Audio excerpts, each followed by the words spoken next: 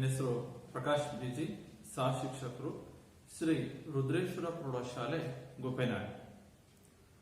ನಾವು ಇಂದಿನ ತರಗತಿಯಲ್ಲಿ ನಿಮ್ಮ 8ನೇ ತರಗತಿಯ ತರಗತಿ 8 ಸಮಾಜಶಾಸ್ತ್ರ ವಿಭಾಗದ 3ನೇ ಘಟಕ ಸಾಮಾಜಿಕ ಸಂಸ್ಥೆಗಳು. ಸಮಾಜಶಾಸ್ತ್ರದಲ್ಲಿ 3ನೇ ಅಧ್ಯಾಯ ಸಾಮಾಜಿಕ ಸಂಸ್ಥೆಗಳು. ಈ ಸಾಮಾಜಿಕ ಸಂಸ್ಥೆಗಳು ನಮ್ಮ ಸಮಾಜವನ್ನ ನಾವು ಅರ್ಥೈಸಿಕೊಳ್ಳಲು ನಮಗೆ ಸಾಮಾಜಿಕ ಸಂಸ್ಥೆಗಳು ಬಹಳ ಅವಶ್ಯಕವಾದವು.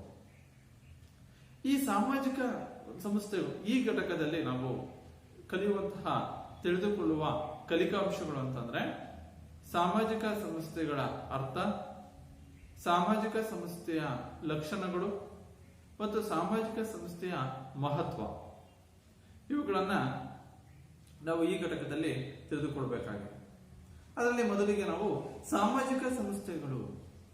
ಹಾಗಾದ್ರೆ ಈ ಸಾಮಾಜಿಕ ಸಂಸ್ಥೆಗಳು ಅಂತಂದ್ರೆ ಅದ್ರ ಹಿನ್ನೆಲೆ, ಆ ಸಾಮಾಜಿಕ ಸಂಸ್ಥೆಗಳ ಅದಕ್ಕೆ ಸಂಬಂಧಿಸಿದಂತೆ ನಾವು ಒಂದು ಇಂಟ್ರೊಡಕ್ಷನ್ ಅನ್ನ ತಿಳ್ಕೊಳ್ಳೋದಾದ್ರೆ, ಒಂದು ಪೀಠಿಕೆಯನ್ನ ನಾವು ತಿಳ್ಕೊಳ್ಳೋದಾದ್ರೆ, ಈ ಸಾಮಾಜಿಕ ಸಂಸ್ಥೆಗಳು ನಾವು ಸಮಾಜವನ್ನ ನಮಗೆ ಅರ್ಥೈಸಿಕೊಡ್ಬೇಕು ಅಂತಂದ್ರೆ ನಮಗೆ ಸಾಮಾಜಿಕ ಸಂಸ್ಥೆಗಳು ಬಹಳ ಅವಶ್ಯಕವಾದವು.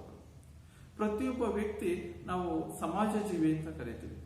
ಅವನು ಸಮಾಜದಲ್ಲಿ ಬಿಟ್ಟು ತನ್ನ ವ್ಯಕ್ತಿತ್ವವನ್ನ, ಉತ್ತಮವಾದಂತಹ ತನ್ನ ವ್ಯಕ್ತಿತ್ವವನ್ನು ರೂಪಿಸಿಕೊಳ್ಬೇಕಾದ್ರೆ ಸಮಾಜ ಬಹಳ ಅವಶ್ಯಕವಾದದ್ದು. ಅದ್ರ ಸಾಮಾಜಿಕ ಜೀವಿ, ಸಂಘ ಜೀವಿ ಅಂತ ಕರಿತೀವಿ. ಸಮಾಜದ ಹೊರತಾಗಿ ಅವನು ತನ್ನ ವ್ಯಕ್ತಿತ್ವವನ್ನ ರೂಪಿಸಿಕೊಳ್ಳಲು ಸಾಧ್ಯವಿಲ್ಲ. ಸಮಾಜದ ಹೊರತಾಗಿ ತನ್ನ ಬದುಕನ್ನ ಕಟ್ಕೊಳ್ಳಲು ಸಾಧ್ಯವಿಲ್ಲ. ಅವನು ಸಮಾಜದಲ್ಲೇ ತನ್ನ ಉತ್ತಮವಾದಂತಹ ವ್ಯಕ್ತಿತ್ವವನ್ನ ಅವನು ರೂಪಿಸಿಕೊಳ್ಬೇಕಾಗುತ್ತೆ.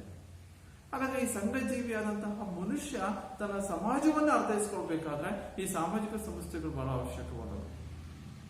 ನಮ್ಮ ಜೀವನದ ಮೂಲಭೂತ ಅವಶ್ಯಕತೆಗಳನ್ನ ಈಡೇರಿಸಿಕೊಳ್ಬೇಕು ಅಂತಂದ್ರೆ ಈ ಸಾಮಾಜಿಕ ಸಂಸ್ಥೆಗಳು ಈ ಅವಿಭಾಜ್ಯವಾದಂತಹ ಅಂಗಗಳು. ನಮ್ಮ ಮೂಲಭೂತ ಅವಶ್ಯಕತೆಗಳನ್ನ, ಪ್ರತಿಯೊಬ್ಬ ಮನುಷ್ಯನಿಗೂ ತನ್ನದೇ ಆದ ಮೂಲಭೂತ ಅವಶ್ಯಕತೆಗಳಿರ್ತವೆ. ಆ ಮೂಲಭೂತ ಅವಶ್ಯಕತೆಗಳನ್ನ ಪೂರೈಸಿಕೊಳ್ಬೇಕು ಅಂತಂದ್ರೆ ಈ ಸಾಮಾಜಿಕ ಸಂಸ್ಥೆಗಳು ಬಹಳ ಅವಿಭಾಜ್ಯವಾದಂತಹ ಅಂಗಗಳು. ಈ ಸಾಮಾಜಿಕ ಸಂಸ್ಥೆಗಳಲ್ಲಿ ಕೆಲವು ಅನೇಕವಾದಂತಹ ನೈತಿಕ ನಿಯಮಗಳು, ಲೋಕರೂಢಿಗಳು, ಸಂಪ್ರದಾಯಗಳು ಇವೆಲ್ಲವೂ ಸಹ ಈ ಸಾಮಾಜಿಕ ಈ ಒಂದು ಸಂಸ್ಥೆಗಳಲ್ಲಿ ಕ್ರಿಯೆಗಳು, ನಂಬಿಕೆಗಳು ಸಹ ಈ ಸಾಮಾಜಿಕ ಸಂಸ್ಥೆಗಳಿರ್ತವೆ. ನೈತಿಕ ನಿಯಮಗಳಿರುತ್ತೆ, ಲೋಕರೂಢಿಗಳು ಇರ್ತವೆ, ಸಂಪ್ರದಾಯ ಇರುತ್ತೆ, ಅನಂತರವಾಗಿ ಸಂಘಟಿತವಾದಂತಹ ಕೆಲವೊಂದು ಮೌಲ್ಯಗಳು, ಸಂಘಟಿತ ಪದ್ಧತಿಗಳು ಇವೆಲ್ಲವೂ ಸಹ ಸಾಮಾಜಿಕ ಸಂಸ್ಥೆಯಲ್ಲಿ ಬರ್ತವೆ. ಸಾಮಾನ್ಯವಾಗಿ ನಾವು ಸಾಮಾಜಿಕ ಸಂಸ್ಥೆ ಅಂದ್ರೇನು ಅದರ ಅರ್ಥ ತಿಳ್ಕೊಳ್ಳೋದಾದ್ರೆ, ಸಾಮಾನ್ಯವಾಗಿ ಒಂದು ಸಮೂಹದಲ್ಲಿ ಜನರು ತಮ್ಮ ಆಸೆ ಮತ್ತು ಆಕಾಂಕ್ಷೆಗಳನ್ನ, ತನ್ನ ಅಪೇಕ್ಷೆಗಳನ್ನ ಈಡೇರಿಸಿಕೊಳ್ಳಲು ಒಗ್ಗೂಡಿದಾಗ ಅದು ಸಂಸ್ಥೆ ಆಗುತ್ತೆ. ಒಗ್ಗೂಡುವುದನ್ನೇ ನಾವು ಒಂದು ಸಂಸ್ಥೆ ಅಂತ ಕರೀತೀವಿ. ಸಾಮಾನ್ಯವಾಗಿ ಒಂದು ಸಮೂಹದಲ್ಲಿ ಪ್ರತಿಯೊಬ್ಬರು ಸಹ ತಮ್ಮ ಆಸೆಗಳನ್ನ, ತಮ್ಮ ಆಕಾಂಕ್ಷೆಗಳನ್ನ ಈಡೇರಿಸಿಕೊಳ್ಳಲು ಒಗ್ಗೂಡೋದು, ಅದನ್ನ ನಾವು ಸಂಸ್ಥೆ ಅಂತ ಕರಿತೀವಿ. ಅಂದ್ರೆ ಆ ಒಬ್ಬ ವ್ಯಕ್ತಿ, ಅಂದ್ರೆ ಪ್ರತಿಯೊಬ್ಬರಿಗೂ ತನ್ನದೇ ಅಂತ ಆಸೆ ಆಕಾಂಕ್ಷೆಗಳಿರ್ತವೆ. ಆ ಆಸೆ ಆಕಾಂಕ್ಷೆಗಳನ್ನ ಈಡೇರಿಸಿಕೊಳ್ಳಲು ಒಂದುಗೂಡಿದಾಗ ಸೇರುವಂತಹ ಒಂದು ಸಮೂಹವನ್ನೇ ನಾವು ಸಂಸ್ಥೆ ಅಂತ ಕರಿತೀವಿ. ಹಾಗಾದ್ರೆ ಇಲ್ಲಿ ಹಲವಾರು ನಿಯಮ ಮತ್ತು ಕಾರ್ಯವಿಧಾನಗಳ ಒಂದು ಅಗತ್ಯತೆ ಇದೆ. ಇಲ್ಲಿ ಒಂದು ಸಂಸ್ಥೆಯಲ್ಲಿ ಅನೇಕವಾದಂತಹ ಒಂದು ನಿಯಮಗಳು, ಕಾರ್ಯವಿಧಾನಗಳು ಸಹ ತನ್ನದೇ ಆದ ಸಂಪ್ರದಾಯಗಳನ್ನ, ಕೆಲವೊಂದು ನಿಯಮಗಳನ್ನ ಆ ಸಂಸ್ಥೆ ಒಳಗೊಂಡಿರುತ್ತೆ. ಸಾಮಾಜಿಕ ನಿಯಮಗಳು ಮತ್ತು ಅವಳ ಆಚರಣೆಗಳು ನಿಯಮಿತವಾಗಿ ಮತ್ತು ನಿರಂತರವಾಗಿ ಕಾರ್ಯಾಚರಣೆಯಲ್ಲಿರುವ ಪರಿಣಾಮವಾಗಿ ಈ ಸಾಮಾಜಿಕ ಸಂಸ್ಥೆಗಳು ಹುಟ್ಟುಕೊಂಡಿವೆ ಅಂತ ಹೇಳ್ತೀವಿ. ನಿರಂತರವಾಗಿ ಮತ್ತು ನಿಯತಕಾಲಿಕವಾಗಿ ಇವು ತನ್ನದೇ ಆದ ಪರಿಣಾಮಕಾರಿಯಾದಂತಹ ಒಂದು ಕಾರ್ಯಾಚರಣೆ ಮೂಲಕವಾಗಿ ಈ ಒಂದು ನಿಯಮಗಳ ಆಧಾರದ ಮೇಲೆ ಇವು ಸಂಸ್ಥೆಗಳು ಹುಟ್ಟುಕೊಂಡಿವೆ. ಈ ಸಾಮಾಜಿಕ ಸಂಸ್ಥೆಗಳಿಗೆ ಸಂಬಂಧಿಸಿದಂತೆ ಒಬ್ಬ ಸಮಾಜಶಾಸ್ತ್ರಜ್ಞರು ಹೇಳುವ ಪ್ರಕಾರವಾಗಿ ಸಮ್ನರ್ ಮತ್ತು ಕೇಲರ್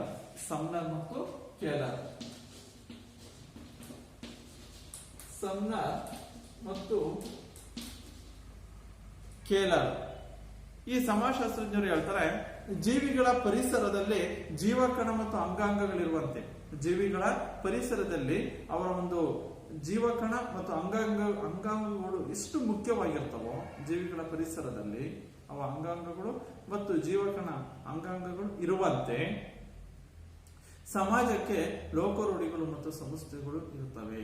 ಸಮಾಜಕ್ಕೆ ಲೋಕರೂಢಿಗಳು ಮತ್ತು ಸಂಸ್ಥೆಗಳು ಸಹ ಸಮಾಜಕ್ಕೆ ಅಷ್ಟೇ ಅವಶ್ಯಕವಾದದ್ದು.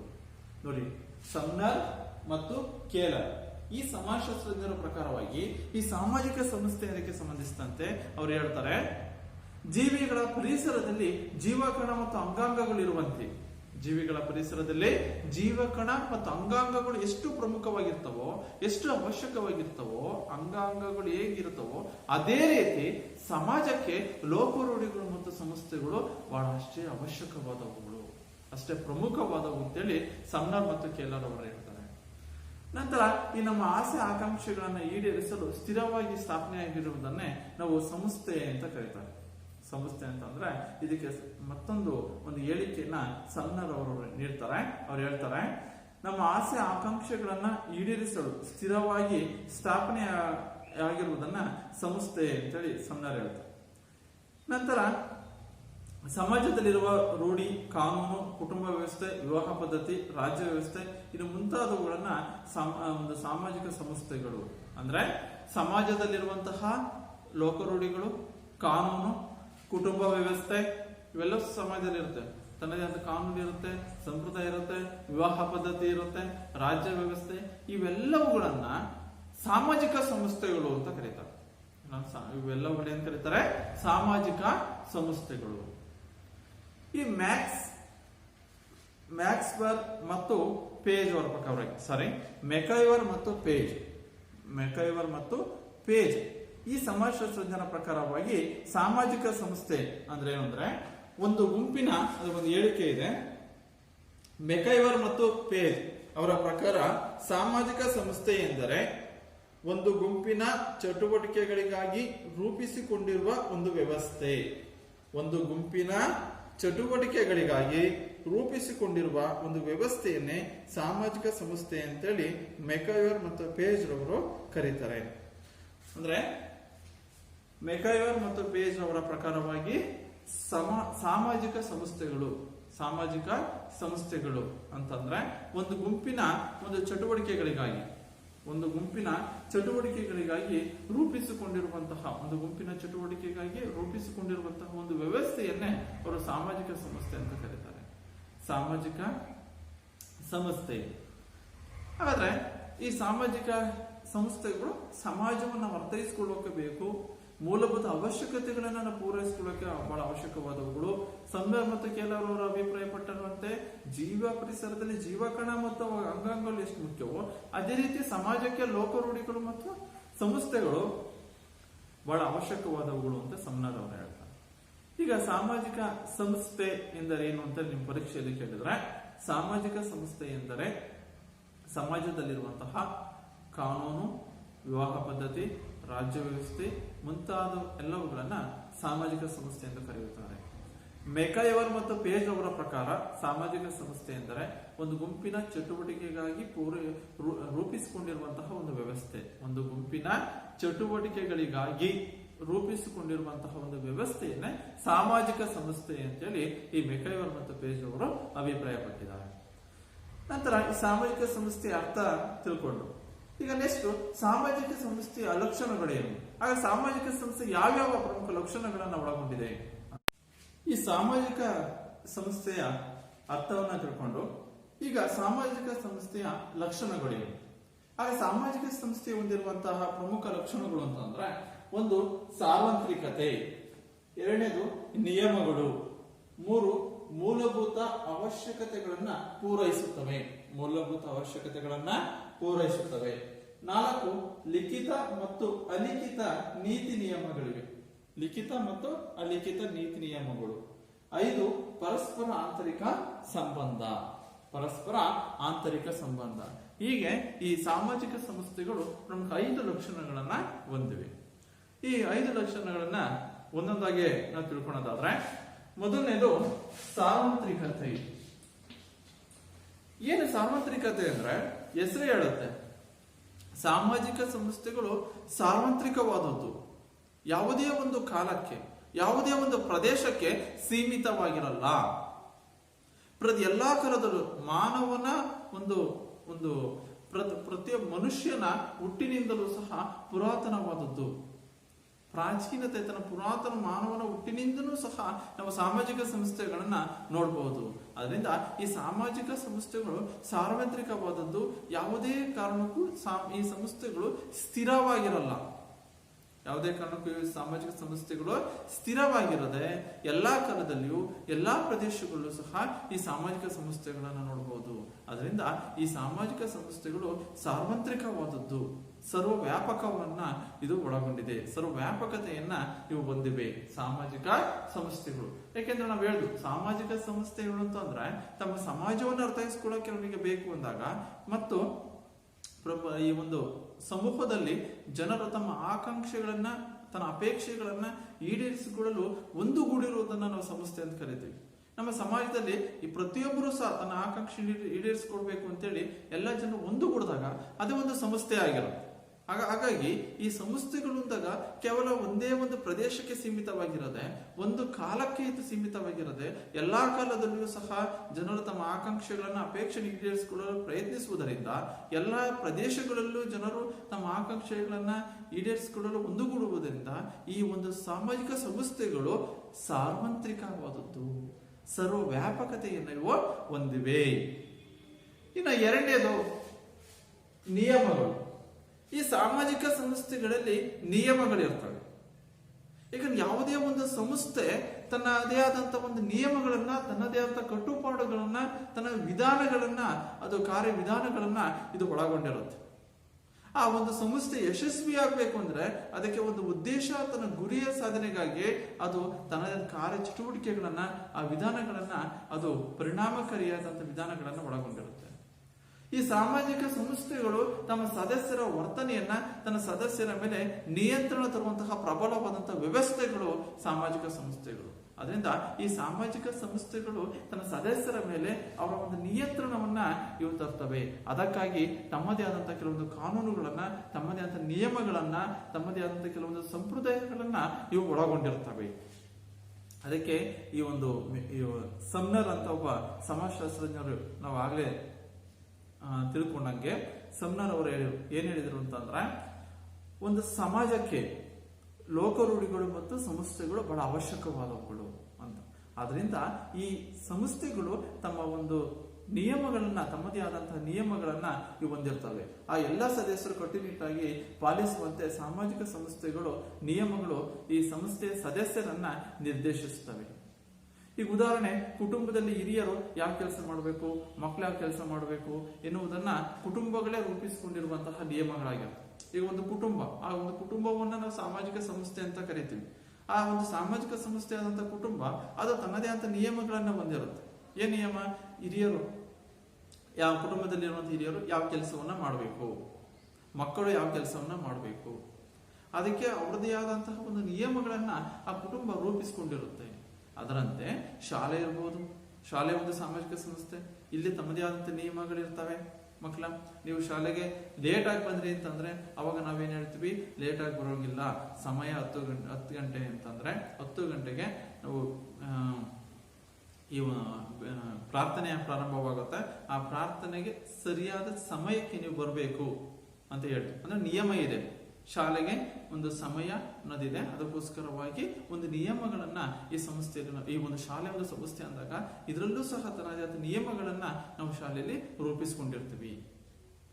ಹೀಗೆ ಸಾಮಾಜಿಕ ಸಂಸ್ಥೆಗಳು ತಮ್ಮ ಸಂಸ್ಥೆಯ ಸದಸ್ಯರುಗಳನ್ನ ಮತ್ತು ಸಂಸ್ಥೆಯ ಒಂದು ನಿಯಂತ್ರಣವನ್ನ ತರುವಂತಹ ಪ್ರಬಲವಾದಂತಹ ವ್ಯವಸ್ಥೆಗಳು. ಇನ್ನ ಮೂರನೇದು ಮೂಲಭೂತ ಅವಶ್ಯಕತೆಗಳನ್ನ ಪೂರೈಸ್ತವೆ. ಈ ಸಾಮಾಜಿಕ ಸಂಸ್ಥೆಗಳು ನಮ್ಮ ಮೂಲಭೂತ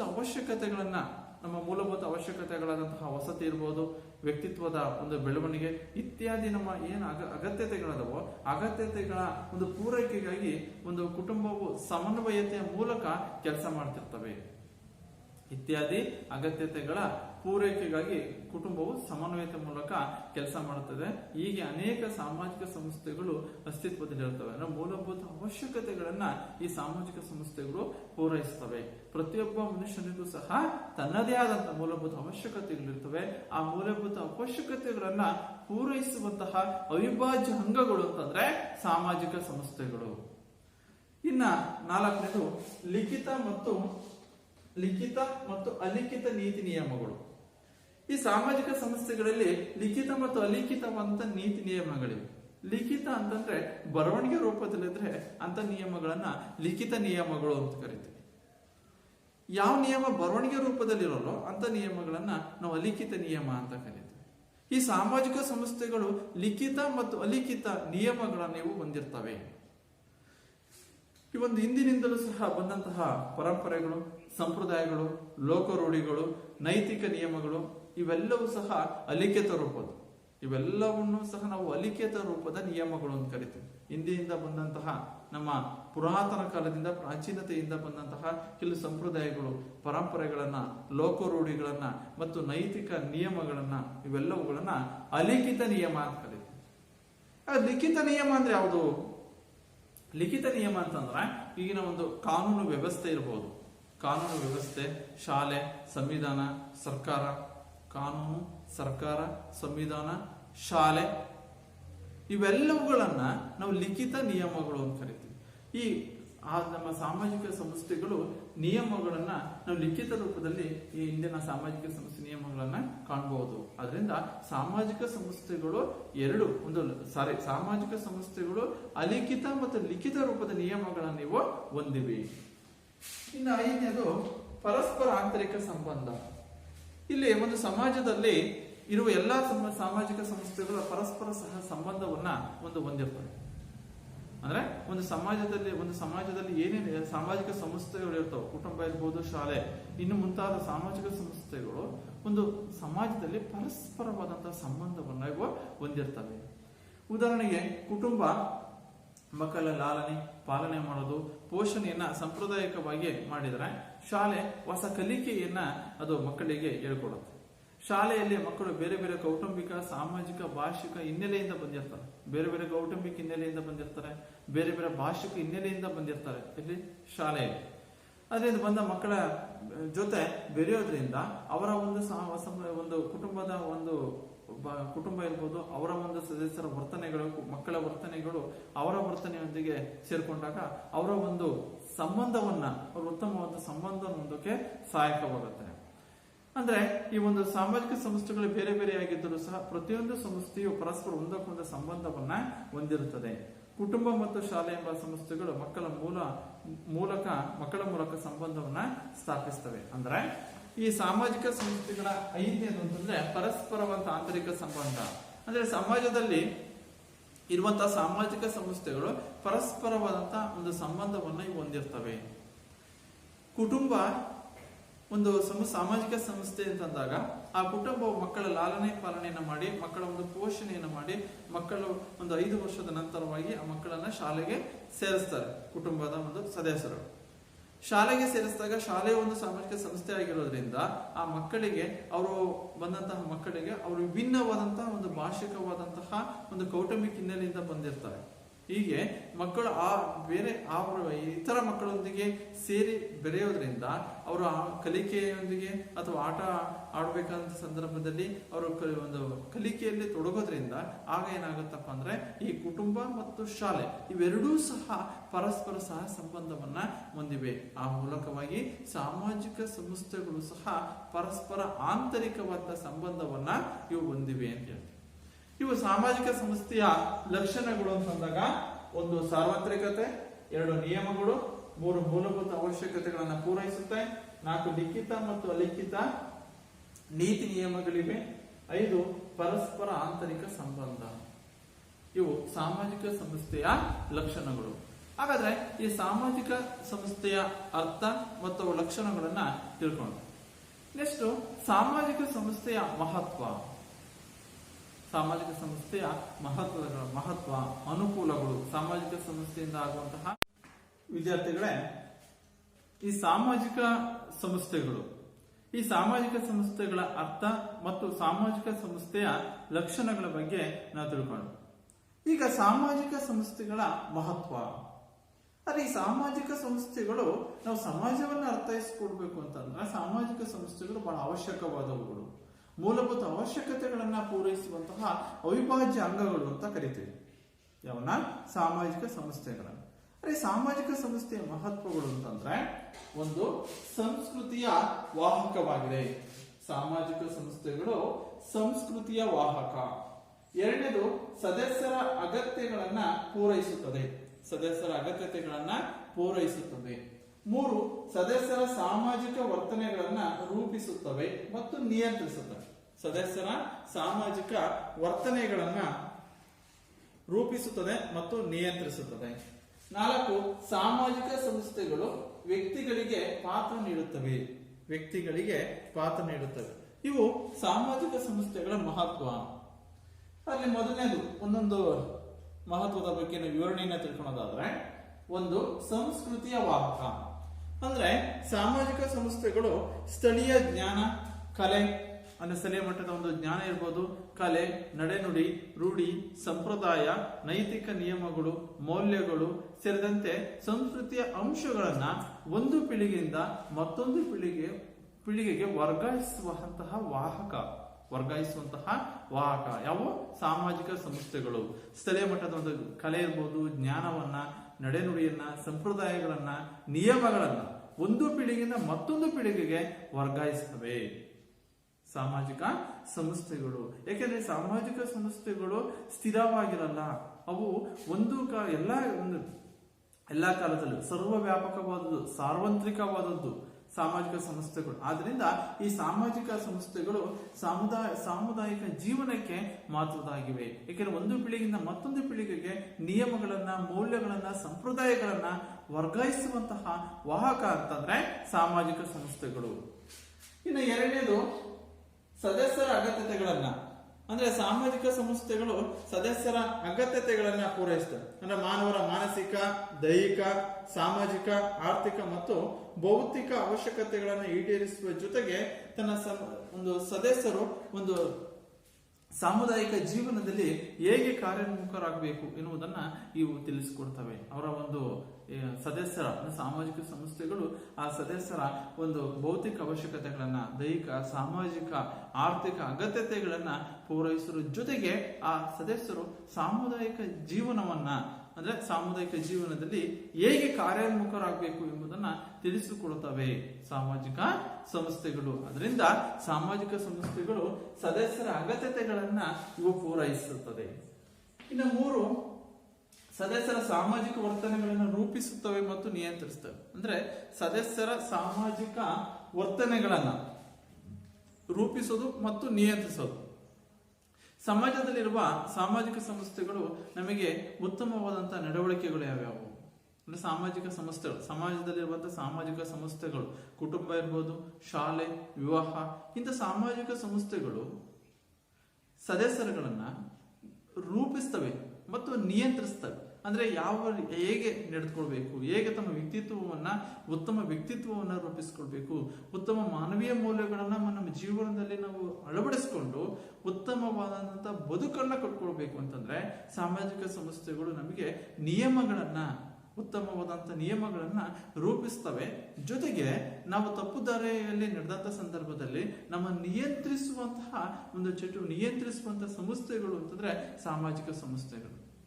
ಉದಾಹರಣೆ ನಾವು ಶಾಲೆ ಅಂತಂದಾಗ ಶಾಲೆ ಒಂದು ಸಾಮಾಜಿಕ ಸಂಸ್ಥೆ. ಆ ಸಾಮಾಜಿಕ ಸಂಸ್ಥೆಯಲ್ಲಿ ವಿದ್ಯಾರ್ಥಿಗಳಿಗೆ ನಾವು ಅವರ ಶಾಲೆಯಲ್ಲಿ ಯಾವ ಕೆಲಸವನ್ನ ಮಾಡಬೇಕು, ಉತ್ತಮ ಕೆಲಸವನ್ನ, ಯಾವುದು ಉತ್ತಮ ಕೆಲಸ, ಯಾವ ಕೆಲಸವನ್ನ ನೀವು ಮಾಡಬಾರ್ದು, ತಪ್ಪು ಕೆಲಸವನ್ನ ನೀವು ಮಾಡಬಾರ್ದು, ಮತ್ತು ಸುಳ್ಳನ್ನ ಹೇಳ್ಬಾರ್ದು, ಕಳ್ಳತನ ಮಾಡಬಾರ್ದು, ವಿದ್ಯಾರ್ಥಿಗಳಿಗೆ ಯಾವುದನ್ನು ಮಾಡಬೇಕು, ಯಾವುದನ್ನು ಮಾಡಬಾರ್ದು ಅನ್ನೋದನ್ನ ನಾವು ಶಾಲೆಯಲ್ಲಿ ಹೇಳ್ತೀವಿ.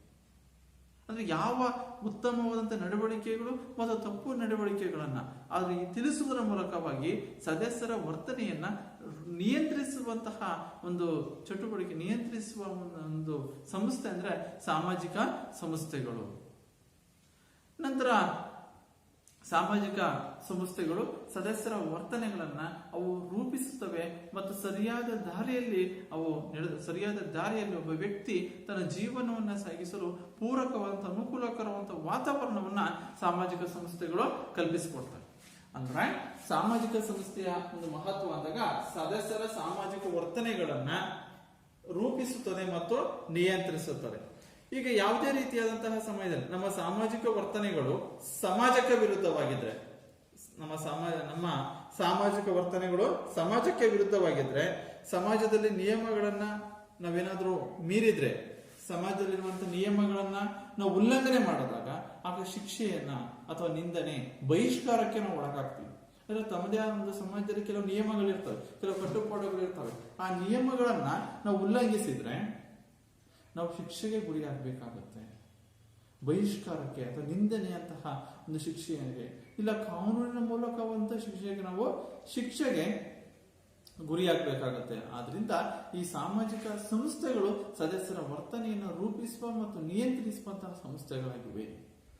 ಇನ್ನ 4ನೇದು, ಸಾಮಾಜಿಕ ಸಂಸ್ಥೆಗಳು ವ್ಯಕ್ತಿಗಳಿಗೆ ಪಾತ್ರ ನೀಡುತ್ತವೆ. ಸಾಮಾಜಿಕ ಸಂಸ್ಥೆಗಳು ತನ್ನ ಭಾಗವಾದಂತಹ ಸದಸ್ಯರನ್ನು ಅವರ ವಯಸ್ಸಿಗೆ ಅನುಗುಣವಾಗಿ ತಮ್ಮದೇ ಆದ ಅಂತಸ್ತು ಮತ್ತು ಪಾತ್ರಗಳನ್ನು ನೀಡ್ತವೆ. ಅವರ ವಯಸ್ಸಿಗೆ ಅನುಗುಣವಾಗಿ, ಸದಸ್ಯರ ವಯಸ್ಸಿಗೆ ಅನುಗುಣವಾಗಿ ಒಂದು ಅಂತಸ್ತು ಮತ್ತು ಪಾತ್ರಗಳನ್ನು ನೀಡ್ತವೆ.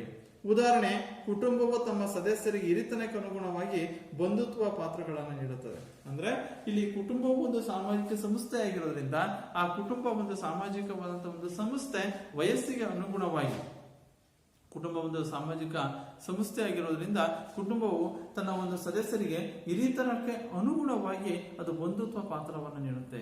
ಆ ಮೂಲಕವಾಗಿ ಈ ಒಂದು ಸಾಮಾಜಿಕ ಸಂಸ್ಥೆಗಳು ವ್ಯಕ್ತಿಗಳಿಗೆ ಒಂದು ಪಾತ್ರವನ್ನ ನೀಡ್ತವೆ. ಇವು ಸಾಮಾಜಿಕ ಸಂಸ್ಥೆಗಳ ಮಹತ್ವ. ಅಂದ್ರೆ ಸಂಸ್ಕೃತಿಯ ವಾಹಕವಾಗಿದೆ. 2ನೇ, ಸದಸ್ಯರ ಅಗತ್ಯತೆಗಳನ್ನು ಪೂರೈಸುತ್ತದೆ. ಸದಸ್ಯರ ಸಾಮಾಜಿಕ ವರ್ತನೆಗಳನ್ನು ರೂಪಿಸುತ್ತವೆ ಮತ್ತು ನಿಯಂತ್ರಿಸುತ್ತವೆ. 4, ಸಾಮಾಜಿಕ ಸಂಸ್ಥೆಗಳು ವ್ಯಕ್ತಿಗಳಿಗೆ ಪಾತ್ರವನ್ನ ನೀಡ್ತವೆ. ಹೀಗೆ ಸಾಮಾಜಿಕ ಸಂಸ್ಥೆಗಳ ಮಹತ್ವವನ್ನ ನಾವು ತಿಳ್ಕೊಂಡ ನಂತರ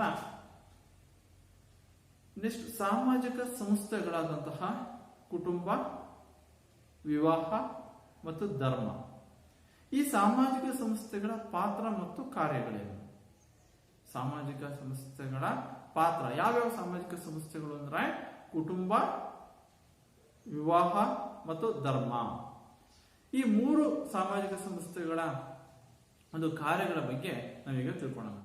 ಸಮಾಜದಲ್ಲಿ ಸಾಮಾಜಿಕ ಸಂಸ್ಥೆಗಳು ತಮ್ಮದೇ ಆದಂತಹ ಒಂದು ಮಹತ್ವದ ಸ್ಥಾನವನ್ನ ಪಡೆದುಕೊಂಡಿವೆ. ಮಹತ್ವದ ಕಾರ್ಯಗಳನ್ನ ಈ ಸಾಮಾಜಿಕ ಸಂಸ್ಥೆಗಳು ನಿರ್ವಹಿಸ್ತವೆ. ಅಂತಹ ಸಾಮಾಜಿಕ ಸಂಸ್ಥೆಗಳಲ್ಲಿ ಬಹಳ ಪ್ರಮುಖವಾದಂತಹ ಸಂಸ್ಥೆಗಳು ಅಂತಂದ್ರೆ, 1 ಕುಟುಂಬ, 2ನೇದು ವಿವಾಹ, 3ನೇದು ಧರ್ಮ. ಮೊದಲನೇದು ಕುಟುಂಬ. ಇದು ಒಂದು ಸಾಮಾಜಿಕವಾದಂತಹ ಸಂಸ್ಥೆ. ಕುಟುಂಬ ಒಂದು ಸಮಾಜದ ಮೂಲ ಘಟಕ ಅಂತ ನಾವು ಕುಟುಂಬವನ್ನು ಕರಿತೀವಿ. ಸಮಾಜದ ಒಂದು ಮೂಲ ಘಟಕ ಕುಟುಂಬ. ಕುಟುಂಬ ತನ್ನದೇ ಆದಂತಹ ಒಂದು ಕಾರ್ಯಗಳನ್ನ, ಮಹತ್ವದ ಕಾರ್ಯಗಳನ್ನ ಇದು ನಿರ್ವಹಿಸುತ್ತೆ. ಇವತ್ತು ಸಮಾಜ ಉತ್ತಮವಾದಂತಹ ಸಮಾಜವನ್ನ ನಾವು ಕಟ್ಟಬೇಕು ಅಂತಂದ್ರೆ, ಉತ್ತಮ ಸಮಾಜವನ್ನ ರೂಪಿಸಬೇಕು ಅಂತಂದ್ರೆ ಕುಟುಂಬಗಳು ಬಹಳ ಪ್ರಮುಖವಾದವುಗಳು. ಈ ಕುಟುಂಬದ ಕಾರ್ಯಗಳು ಅಂತಂದ್ರೆ, 1 ಸದಸ್ಯರ ಪೋಷಣೆ, 2ನೇದು ಭದ್ರತೆ ಮತ್ತು ಸಾಮಾಜೀಕರಣ. ಮೊದಲನೇದು ಸದಸ್ಯರ ಪೋಷಣೆ. ಈ ಕುಟುಂಬ ಸಮಾಜದ ಮೂಲ ಘಟಕವಾಗಿದ್ದು ತನ್ನ ಸದಸ್ಯರ ಪೋಷಣೆಯ ಕಾರ್ಯವನ್ನ ಇದು ನಿರ್ವಹಿಸುತ್ತೆ. ಬಹಳ ಜವಾಬ್ದಾರಿಯಿಂದ, ಬಹಳ ಎಚ್ಚರಿಕೆಯಿಂದ ತನ್ನ ಪೋಷಣಾ ಕಾರ್ಯ ನಿರ್ವಹಿಸುತ್ತೆ. ತನ್ನ ಕುಟುಂಬದಲ್ಲಿನ ಮಕ್ಕಳ ಲಾಲನೆ, ಪಾಲನೆ, ಅವರ ಪೋಷಣೆ ಮಾಡೋದು ಈ ಕುಟುಂಬದ ಸಂಪೂರ್ಣವಾದ ಜವಾಬ್ದಾರಿ ಆಗಿದೆ. ನಮ್ಮ ಒಂದು ಕುಟುಂಬದಲ್ಲಿ ಯಾವುದೇ ಒಂದು ಮಕ್ಕಳಿಗೆ ಏನಾದರೂ ಅನಾರೋಗ್ಯ ಸಂಭವಿಸಿದಂತ ಸಂದರ್ಭದಲ್ಲಿ ಆ ಕುಟುಂಬದಲ್ಲಿ ಎಲ್ಲರೂ ಸದಸ್ಯರು ಸಹ ಆತಂಕದಲ್ಲಿರ್ತಾರೆ. ಆ ಮಗುವನ್ನ ಆಸ್ಪತ್ರೆಗೆ ಕರೆದುಕೊಂಡು ಹೋಗೋದು, ಇಲ್ಲ ಮನೆಯಲ್ಲಿರುವಂತಹ ಹಿರಿಯರಾದಂತಹ ಅಜ್ಜ ಅಥವಾ ಅಜ್ಜಿಯವರ ಅನಾರೋಗ್ಯಕ್ಕೆ ತುತ್ತಾದಂತಹ ಸಂದರ್ಭದಲ್ಲಿ ತುರ್ತಾಗಿ ಅವ್ರನ್ನ ಆಸ್ಪತ್ರೆಗೆ ಕರೆದುಕೊಂಡು ಹೋಗೋದು, ಅಥವಾ ಅವ್ರನ್ನ ಸಂಪೂರ್ಣವಾಗಿ ಅವ್ರನ್ನ ಆರೈಕೆ ಮಾಡೋದು. ಮಕ್ಕಳ ಆರೈಕೆ ಇರ್ಬೋದು ಮತ್ತು ಹಿರಿಯರ ವಯಸ್ಕರ ಬಗ್ಗೆ ಅನುಕಂಪ, ಅತಿಯಾದ ಕಾಳಜಿಯಿಂದ ಅವ್ರನ್ನ ನೋಡ್ಕೊಳ್ಳೋದು. ಯಾಕೆಂದ್ರೆ ಈ ಕುಟುಂಬದಲ್ಲಿ ಪ್ರೀತಿ, ವಾತ್ಸಲ್ಯ, ಬಂಧುತ್ವ ಇರುತ್ತೆ. ಪ್ರೀತಿ, ವಾತ್ಸಲ್ಯದ ಸಂಬಂಧದ ಒಂದು ಬೆಸುಗೆ ಆಗಿರುತ್ತೆ ಕುಟುಂಬ. ಎಲ್ಲರೂ ಸಹ ಪ್ರೀತಿ, ವಿಶ್ವಾಸದಿಂದ, ತಮ್ಮದೇ ಆದ ಒಡನಾಟದಿಂದ ಅವರು ಆಡ್ಕೊಂಡು ಬೆಳೆದಿರ್ತಾರೆ. ಅದರಿಂದ ಈ ಕುಟುಂಬವೇನಾಗುತ್ತೆ, ಸದಸ್ಯರಲ್ಲಿ ಆ ಒಂದು ಉತ್ತಮವಾದಂತಹ ಪ್ರೀತಿ, ವಿಶ್ವಾಸವನ್ನ, ನಂಬಿಕೆಯನ್ನ ಇದು ಬೆಳೆಸುವುದರ ಜೊತೆಗೆ ಪೋಷಣೆಯನ್ನ ಮಾಡುತ್ತೆ. ತನ್ನೆಲ್ಲ ಸದಸ್ಯರ ಒಂದು ಪೋಷಣೆಯನ್ನ ಇದು ಮಾಡುತ್ತೆ. ಅದರಿಂದ ಕುಟುಂಬವು ಒಂದು ಸಮಾಜದ ನಾವು ಮೂಲ ಘಟಕ ಅಂತೇಳಿ ಕರಿತೀವಿ. ಇನ್ನು ಎರಡನೇದು ಭದ್ರತೆ ಮತ್ತು ಸಾಮಾಜಿಕರಣ.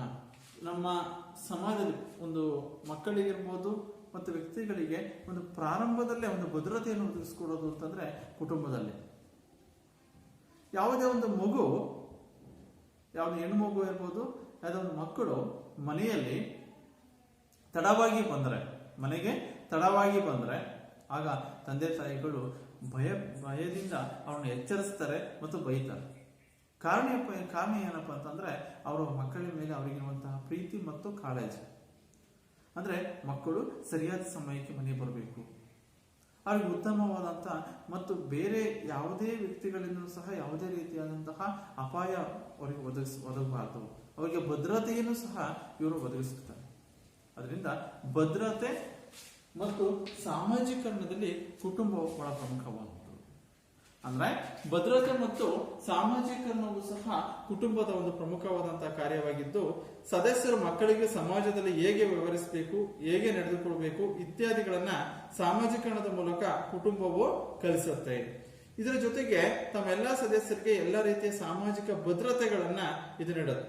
ಮಕ್ಕಳಿಗೆ ಶಿಕ್ಷಣ, ಅನಾರೋಗ್ಯ ಸಮಯದಲ್ಲಿ ಆರೈಕೆ, ಉದ್ಯೋಗ ಪಡೆಯಲು ಮತ್ತು ಉದ್ಯೋಗ ಮಾಡಲು ಬೇಕಾದಂತ ಬೆಂಬಲ ಮತ್ತು ಸಂಪೂರ್ಣವಾದಂತಹ ಒಂದು ಭದ್ರತೆಯನ್ನ, ಸಾಮಾಜಿಕ ಭದ್ರತೆಯನ್ನ ಇದು ಕುಟುಂಬ ಒದಗಿಸುತ್ತೆ. ತನ್ನ ಎಲ್ಲಾ ಸದಸ್ಯರಿಗಿರ್ಬೋದು, ಮಕ್ಕಳ ಆರೋಗ್ಯ ಇರ್ಬೋದು, ಮಕ್ಕಳಿಗೆ ಉತ್ತಮ ಶಿಕ್ಷಣವನ್ನು ಒದಗಿಸಿಕೊಡೋದು, ಉದ್ಯೋಗವನ್ನು ಪಡೆಯಲು ಬೇಕಾದಂತಹ ಅವರಿಗೆ ಒಂದು ಸ್ಫೂರ್ತಿಯನ್ನ ತುಂಬುವುದ ಮುಖಾಂತರ ಪ್ರೋತ್ಸಾಹಿಸೋದು, ಈ ಮೂಲಕವಾಗಿ ಕುಟುಂಬವು ಒಂದು ಭದ್ರತೆಯನ್ನ, ಸಾಮಾಜೀಕರಣಕ್ಕೆ ಅವಕಾಶವನ್ನ ಕಲ್ಪಿಸಿಕೊಟ್ಟಿದೆ. ಮಕ್ಕಳ ಕುಟುಂಬ ಒಂದು ಪ್ರಮುಖವಾದ ಸಾಮಾಜಿಕ ಸಂಸ್ಥೆಯಾಗಿದ್ದು, ಕುಟುಂಬದ ಕಾರ್ಯಗಳು ಅಂತಂದ್ರೆ ಒಂದು ಸದಸ್ಯರ ಪೋಷಣೆ, ಎರಡನೇದು ಭದ್ರತೆ ಮತ್ತು ಸಾಮಾಜೀಕರಣ. ನೆಕ್ಸ್ಟ್ ಒಂದು ಸಮಾಜದಲ್ಲಿರುವಂತಹ ಮತ್ತೊಂದು ಪ್ರಮುಖ ಸಾಮಾಜಿಕ ಸಂಸ್ಥೆ ಅಂತಂದ್ರೆ ವಿವಾಹ. ಅದು ವಿವಾಹದ ಕಾರ್ಯಗಳೇನು ಅಂತಂದ್ರೆ ಒಂದು ಸಾಮಾಜಿಕ ಅನುಮತಿ, ಎರಡು ಕುಟುಂಬ ಸ್ಥಾಪನೆಗೆ ತಳಹದಿಯನ್ನು ಕಲ್ಪಿಸುವುದು, ಮೂರು ಸಂಬಂಧದಲ್ಲಿ ಕಾನೂನು ಬದ್ಧತೆ. ಇವು ವಿವಾಹದ ಪ್ರಮುಖವಾದಂತಹ ಕಾರ್ಯಗಳು. ಮೊದಲನೇದು ಸಾಮಾಜಿಕ ಅನುಮತಿ. ವಿವಾಹವು ಒಂದು ಪ್ರಮುಖವಾದಂತಹ ಸಾಮಾಜಿಕವಾದಂತಹ ಒಂದು ಸಂಸ್ಥೆ. ಅಂದ್ರೆ ಸಾಮಾಜಿಕ ಸಂಸ್ಥೆಗಳಲ್ಲಿ ಕುಟುಂಬವು ಒಂದು ಸಂಸ್ಥೆಯಂತೆ ವಿವಾಹವು ಸಹ ಒಂದು ಸಾಮಾಜಿಕವಾದಂತಹ ಸಾಮಾಜಿಕ ಸಂಸ್ಥೆಗಳಲ್ಲಿ ಒಂದು ಕುಟುಂಬದ ಕಾರ್ಯಗಳ ಬಗ್ಗೆ ತಿಳ್ಕೊಂಡು, ಈಗ ಎರಡನೇ ಒಂದು ಸಾಮಾಜಿಕ ಸಂಸ್ಥೆ ವಿವಾಹದ ಕಾರ್ಯಗಳು ಅಂತಂದ್ರೆ ಒಂದು ಸಾಮಾಜಿಕ ಅನುಮತಿ, ಕುಟುಂಬ ಸ್ಥಾಪನೆಗೆ ತಳಹದಿ, ಮೂರು ಸಂಬಂಧದಲ್ಲಿ ಕಾನೂನು ಬದ್ಧತೆ. ಇವು ವಿವಾಹದ ಕಾರ್ಯಗಳು. ಇನ್ನು ಮೊದಲನೇದು ಸಾಮಾಜಿಕ ಅನುಮತಿ. ಏನು ಸಾಮಾಜಿಕವಾಗಿ ಅನುಮತಿ ಅಂತಂದ್ರೆ, ವಿವಾಹವು ಒಂದು ಪ್ರಮುಖ ಸಾಮಾಜಿಕ ಸಂಸ್ಥೆಯಾಗಿರೋದ್ರಿಂದ ಇದು ಪುರುಷ ಮತ್ತು ಮಹಿಳೆ ಜೊತೆಯಾಗಿ ಜೀವನವನ್ನ ನಡೆಸಲು ಒಂದು ಅನುಮತಿಯನ್ನ ಕಲ್ಪಿಸಿಕೊಂಡಿದೆ. ಅಂದ್ರೆ ಇದು ಸಾಮಾಜಿಕ ಸಂಸ್ಥೆಯಾಗಿರೋದ್ರಿಂದ ಇದು ಪುರುಷ ಮತ್ತು ಮಹಿಳೆ ತನ್ನ ಜೀವನವನ್ನ ಹೇಗೆ ನಡೆಸಿಕೊಂಡು ಹೋಗೋಕೆ ಒಂದು ಅವಕಾಶವನ್ನ ಕಲ್ಪಿಸಿಕೊಟ್ಟಿದೆ.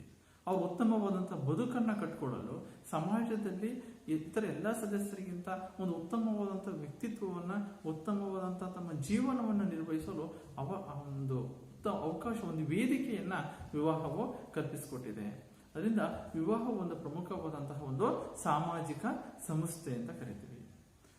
ಇಲ್ಲಿ ಸಾಮಾಜಿಕವಾಗಿ ತನ್ನ ಬದುಕನ್ನ ಕಟ್ಕೊಳ್ಳಲು ಅನುಮತಿಯನ್ನ ಈ ವಿವಾಹವು ನೀಡುತ್ತೆ. ಪುರುಷ ಮತ್ತು ಮಹಿಳೆಯರಿಗೆ ಕೌಟುಂಬಿಕ ಜೀವನಕ್ಕೆ ಪ್ರವೇಶವನ್ನ ಇದು ನೀಡುತ್ತದೆ. ವಿವಾಹವು ವೈವಾಹಿಕ ಸಂಬಂಧದ ಮೂಲಕ ಹೆಣ್ಣು ಮತ್ತು ಗಂಡು ಒಂದು ನಿರ್ದಿಷ್ಟ ಸೂರಿನಲ್ಲಿ ಬಹಳ ಗಟ್ಟಿಯಾಗಿ ನೆಲೆ ನಿಂತು ಧಾರ್ಮಿಕ, ಆರ್ಥಿಕ, ಸಾಮಾಜಿಕ, ಸಾಂಸ್ಕೃತಿಕ ಜೀವನವನ್ನು ನಡೆಸಲು ಒಂದು ಅನುವನ್ನ ಇದು ಮಾಡಿಕೊಡುತ್ತೆ, ಒಂದು ಅವಕಾಶವನ್ನ ಇದು ವಿವಾಹವು ಕಲ್ಪಿಸಿಕೊಡುತ್ತೆ. ಅಂದ್ರೆ ಒಂದು ಸಾಮಾಜಿಕವಾದಂತಹ ಬದುಕನ್ನ ಕಟ್ಕೊಳ್ಳಲು ವಿವಾಹವು ಒಂದು ಅನುಮತಿಯನ್ನ ಇದು ನೀಡುತ್ತೆ. ಎರಡನೇದು ಕುಟುಂಬ ಸ್ಥಾಪನೆಗೆ ಅಂದ್ರೆ ಕುಟುಂಬದ ಒಂದು ಸ್ಥಾಪನೆಗೆ ಒಂದು ಒಂದು ತಳದಿ ಅಂತಂದ್ರೆ ವಿವಾಹ. ಈ ವಿವಾಹದಲ್ಲಿ ವಿವಾಹವು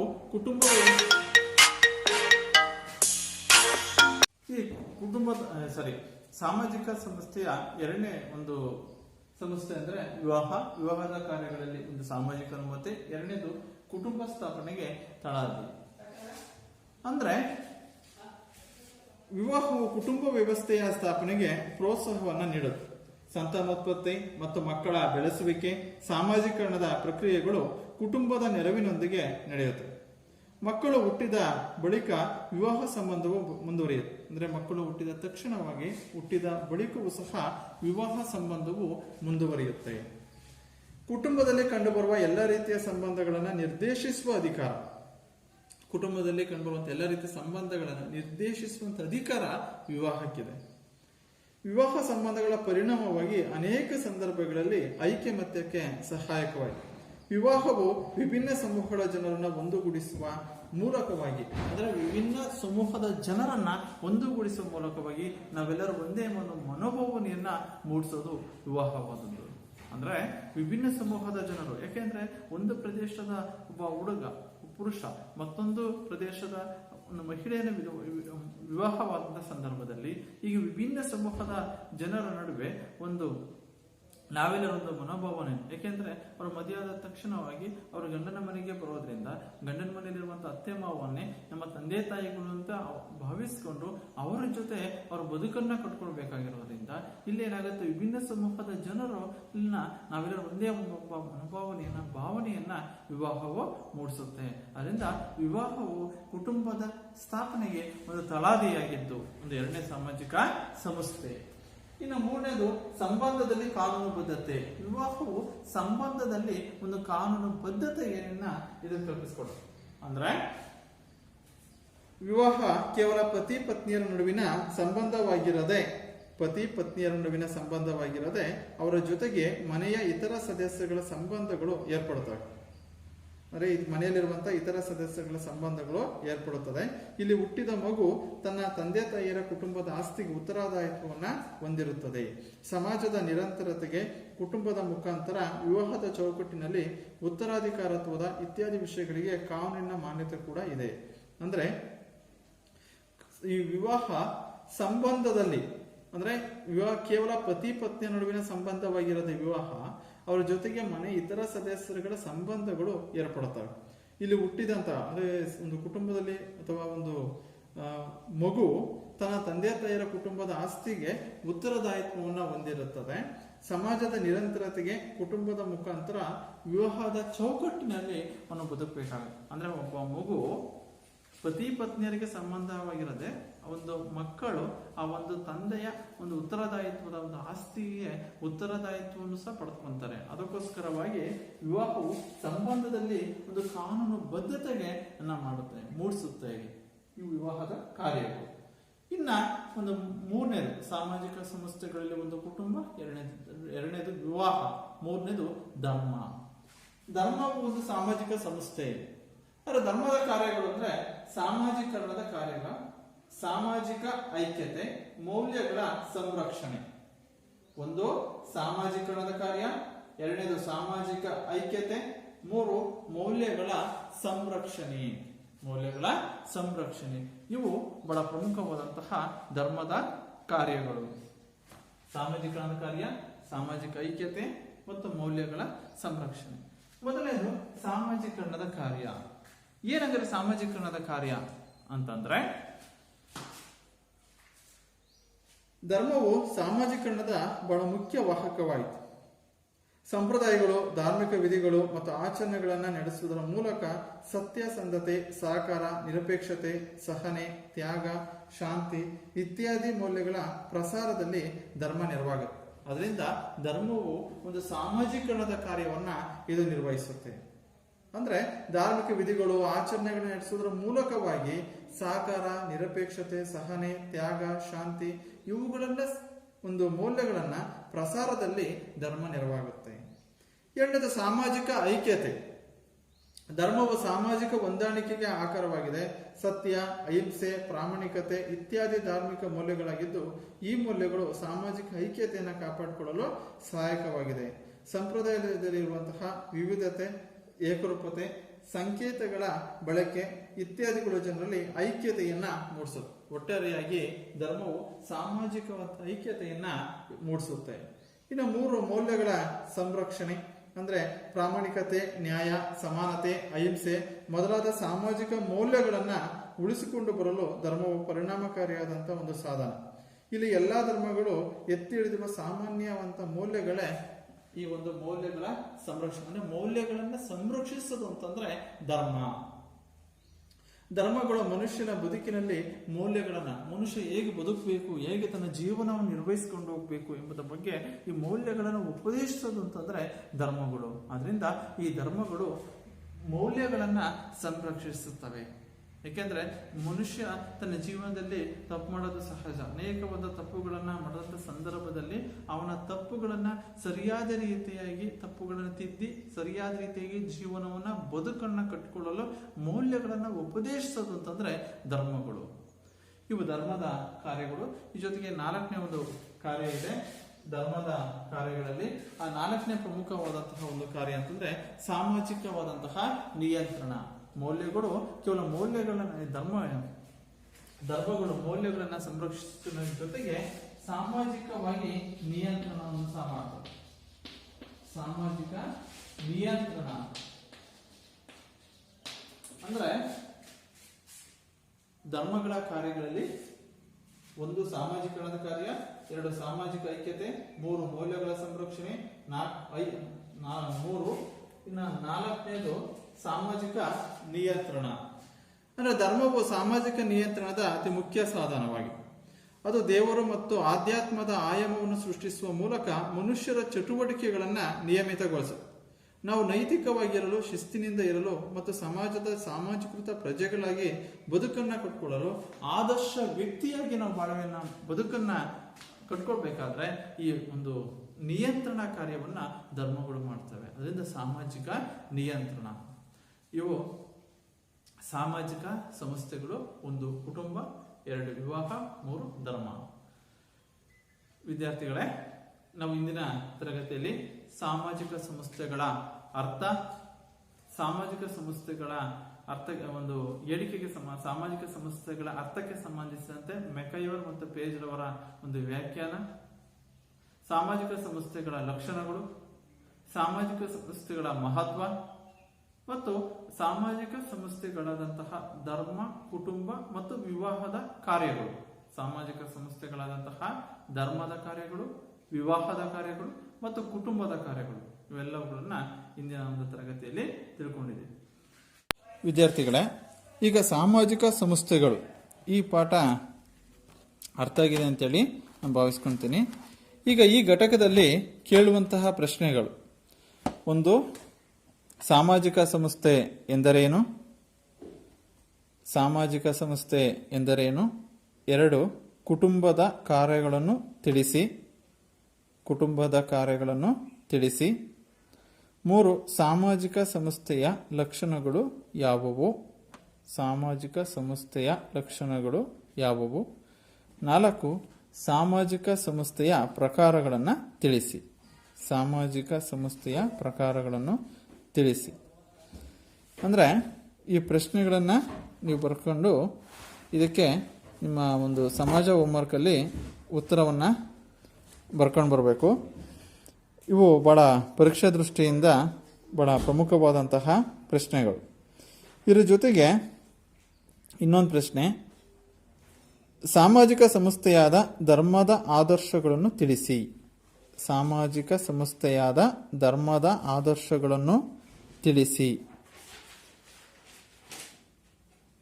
ನೆಕ್ಸ್ಟ್, ಸಾಮಾಜಿಕ ಸಂಸ್ಥೆಗಳಿಗೂ ಸಮಾಜಕ್ಕೂ ಇರುವ ಸಂಬಂಧವನ್ನು ವಿವರಿಸಿ. ಸಾಮಾಜಿಕ ಸಂಸ್ಥೆಗಳಿಗೂ ಸಮಾಜಕ್ಕೂ ಇರುವ ಸಂಬಂಧವನ್ನು ವಿವರಿಸಿ. ನೆಕ್ಸ್ಟ್, ಸಾಮಾಜಿಕ ಸಂಸ್ಥೆಯಾದ ವಿವಾಹ ಕುರಿತು ಟಿಪ್ಪಣಿ ಬರೆಯಿರಿ. ಸಾಮಾಜಿಕ ಸಂಸ್ಥೆಯಾದ ವಿವಾಹ ಕುರಿತು ಟಿಪ್ಪಣಿ ಬರೆಯಿರಿ. Last question. ಸಾಮಾಜಿಕ ಸಂಸ್ಥೆಯಾದ ಕುಟುಂಬದ ಸದಸ್ಯನಾಗಿ ನಿಮ್ಮ ಪಾತ್ರಗಳನ್ನು ಪಟ್ಟಿ ಮಾಡಿ. ಸಾಮಾಜಿಕ ಸಂಸ್ಥೆಯಾದ ಕುಟುಂಬದ ಸದಸ್ಯನಾಗಿ ನಿಮ್ಮ ಪಾತ್ರಗಳನ್ನು ಪಟ್ಟಿ ಮಾಡಿ. ಇವು ಈ ನಿಮ್ಮ ಸಾಮಾಜಿಕ ಸಂಸ್ಥೆಗಳು ಘಟಕದಲ್ಲಿ ಬರುವಂತಹ ಬಹಳ ಪ್ರಮುಖವಾದಂತಹ ಪ್ರಶ್ನೆಗಳು. ಧನ್ಯವಾದಗಳು.